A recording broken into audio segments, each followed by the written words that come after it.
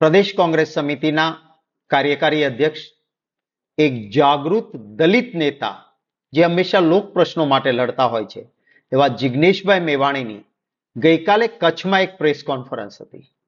આ પ્રેસ કોન્ફરન્સને અવળા પાટે ચડાવી દેવા માટે સરકારના ઈશારે સંપૂર્ણપણે એક ખોટી ફરિયાદ દાખલ કરવામાં આવી. મારો પહેલો સવાલ એ છે કે આઈબી જે છે, ઇન્ટેલિજન્સ ડિપાર્ટમેન્ટ છે, એનું કામ રાજકીય નેતાઓની જાસૂસીનું નથી. એમણે આંતરિક સુરક્ષાની ચિંતા કરવી જોઈએ. રાજ્યમાં આટલું બધું ડ્રગ્સ આવે છે, દારૂ વેચાય છે, રોજ ગુનાઓ બને છે.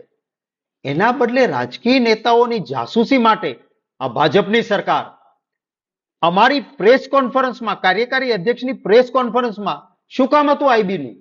શું આ કોઈ આતંકવાદી માટેની પ્રેસ કોન્ફરન્સ હતી? ન જવું જોઈએ. અને ગયા પછી સંપૂર્ણ ખોટો કેસ કરવાનો.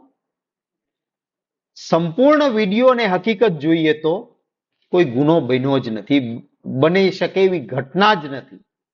અકસ્માતે પોતે જાળવણી રાખીને એને ખુરશી ક્યાંક આડીઅવળી થઈને બેસીને પટકાય અને પછી એક એવી વ્યક્તિ ભાઈ શ્રી હરેશભાઈ શિવજીભાઈ આહિર, એક યુવા જાગૃત આહિર સમાજનો યુવાન, જેણે હંમેશા લોક પ્રશ્નો માટે લડત ચલાવી.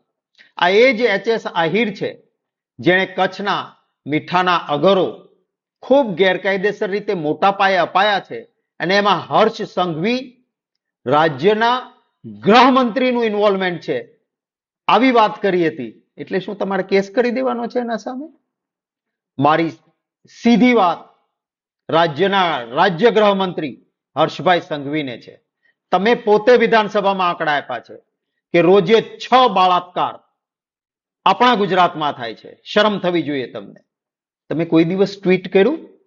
કોઈ બેન દીકરીને તકલીફ આવી, બળાત્કાર થયો, કોઈ દલિત પર અત્યાચાર થયો, ટ્વીટ કર્યું ક્યારે? એ નહીં કરવાનું. પણ જિગ્નેશભાઈની મેવાણીની ખોટી ફરિયાદ કરાવી અને તરત ટ્વીટ કરવા માંડવાનું છે તમારે? હર્ષભાઈ સંઘવી, સત્તાઓ આવે ને જાય, સત્તાનો દુરુપયોગ ન કરવો જોઈએ. તમે સોગંદ ખાધા હોય છે મંત્રી બનતી વખતે, આ કરવા માટેના નહીં. મારે ખાસ કરીને પોલીસ અધિકારીઓને, સિનિયર પોલીસ અધિકારીઓને કહેવું છે, આપ જ્યારે નોકરીમાં જોડાવ છો ને ત્યારે આપ પણ સોગંદ ખાઓ છો. આપ એક ભાવના સાથે કામ કરવા આવો છો. આ ગુજરાતની પરંપરામાં ખૂબ સારા પોલીસ અધિકારીઓ રહ્યા છે અને આજ સુધીની કોઈ સરકાર આવી હલકી કક્ષાએ નહોતી જતી. આ સરકાર તમને આવી ખોટી ફરિયાદ કરવાનું કહે તો તમારી પણ જવાબદારી છે. અંગ્રેજીમાં કહેવાય છે to rise to the occasion. આ એ સમય છે જ્યારે ઉભા થઈને કહેવું જોઈએ કે ના સાહેબ, આમાં કોઈ એટ્રોસિટી બનતી નથી.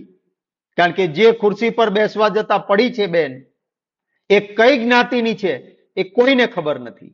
જ્ઞાતિ વિરુદ્ધ એક શબ્દ બોલાયો નથી. તો ભાઈ એટ્રોસિટી કેમ થાય? નવા કાયદાની કલમ 121 ફરજમાં રૂકાવટ. ભાઈ આઈબીના વ્યક્તિએ પ્રેસ કોન્ફરન્સ રાજકીય નેતાની એમાં ફરજ બજાવવા જવાનું જ ન હોય, કેવી રીતે આ કલમ લાગે? મને વિશ્વાસ છે કે આપણી ન્યાયાલયો, આપણી જ્યુડિશિયરી એ સરકારની આ મનમાની સામે જરૂર દંડો ચલાવે. હું આશા પણ રાખું છું, અધિકારીઓ પાસે પણ અપેક્ષા રાખું છું. અને તાત્કાલિક આ કેસ રદ થવો જોઈએ, નહીં તો ન્યાયાલયની ફટકાર પણ સાંભળવાની તૈયારી રાખવી પડશે. સંપૂર્ણ ખોટી ફરિયાદ છે અને આવી ફરિયાદો ન ચાલી શકે. આઈબીએ જોવું હોય તો પહેલા જોવું જોઈએ કે આ જે રાજ્ય ગૃહમંત્રી હર્ષભાઈ સંઘવી જેની સાથે ગળે મળીને ફોટા પડાવે છે એ ડ્રગ્સમાં પકડાય છે. ભાજપના નેતાઓ જેની સાથે મિલાપણું રાખે એ નીટની એક્ઝામમાં પકડાય. રોજે રોજ ગુનાઓમાં ભાજપના વ્યક્તિઓ પકડાય છે. આની માહિતી આપો ને ભાઈ આઈબી વાળાએ પણ. આઈબીને પણ કહું છું કે તમારું આ કામ નથી. સરકારો આવે ને જાય, સરકારના નહીં. આપ જનતાના પ્રતિનિધિ છો, જનસેવક છો, એ રીતે કામ કરો એવી અપેક્ષા રાખું છું.